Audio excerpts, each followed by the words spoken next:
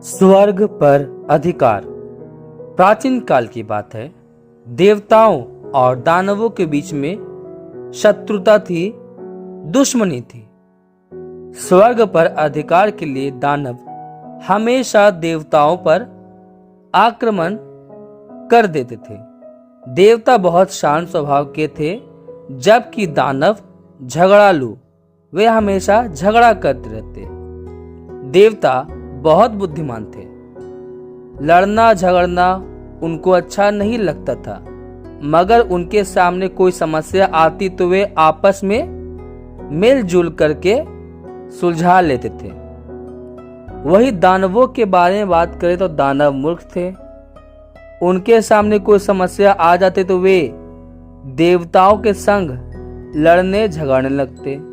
वैसे तो देवता अपनी बुद्धि का प्रयोग करके दानवों से जीत जाते थे, किंतु उन्हें लड़ना झगड़ना अच्छा नहीं लगता था। दानव युद्ध में हारकर चैन से नहीं बैठते थे, वे दोबारा युद्ध की तैयारी करने लग जाते। रोज रोज की इस युद्ध से, इस लड़ाई से परेशान होकर के सारे देवता मिलकर विष्णु जी के पास पहुंचे और उनसे प्रार्थना करने लगे और कहने लगे, भगवान, रोज रोज के इस युद्ध से हमें बहुत अधिक परेशानियों का सामना करना पड़ता है।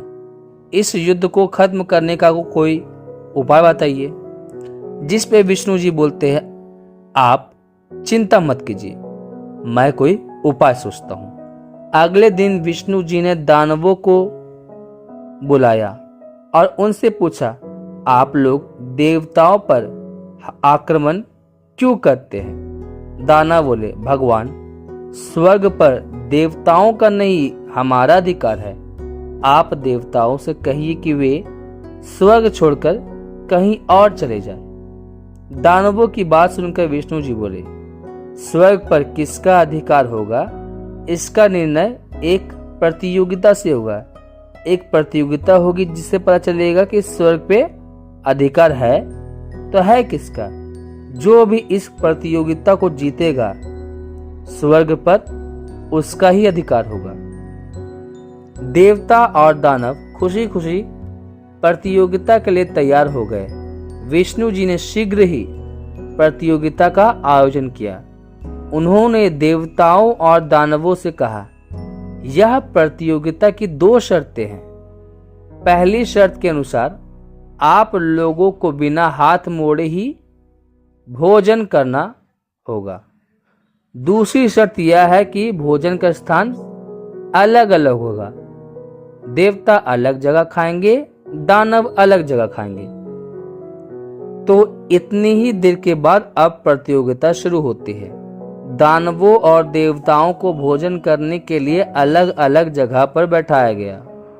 उनके हाथों पर लकड़ी की पट्टी बांध दी गई ताकि वे हाथ ना मोड़ सके।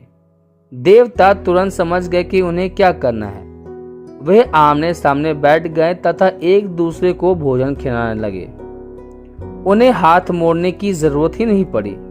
इसी प्रकार वे बहुत ही ज्यादा आनंद पूर्वक, बहुत ही मजे के साथ एक दूसरे को खाना खिलाने लगे।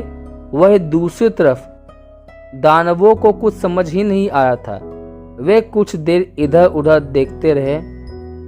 वे हाथ से भोजन उठाकर अपने अपने मुंह में डालने लगे, लेकिन उनके मुंह में ना पकड़कर इधर उधर गिरने लगती। फिर वे थालियों में मुंह डालकर भोजन करने लगे। ऐसा करने से उनके मुंह और कपड़े दोनों गंदे हो गए और उनका भोजन भी इधर उधर गिर गया। दानवों को अपनी गलती समझ आ चुकी थी। वे निराश हो गए। विष्णु जी ने देवताओं की विजेता घोषित कर दिया। उस दिन से स्वर्ग पर सदा के लिए देवताओं का अधिकार हो गया।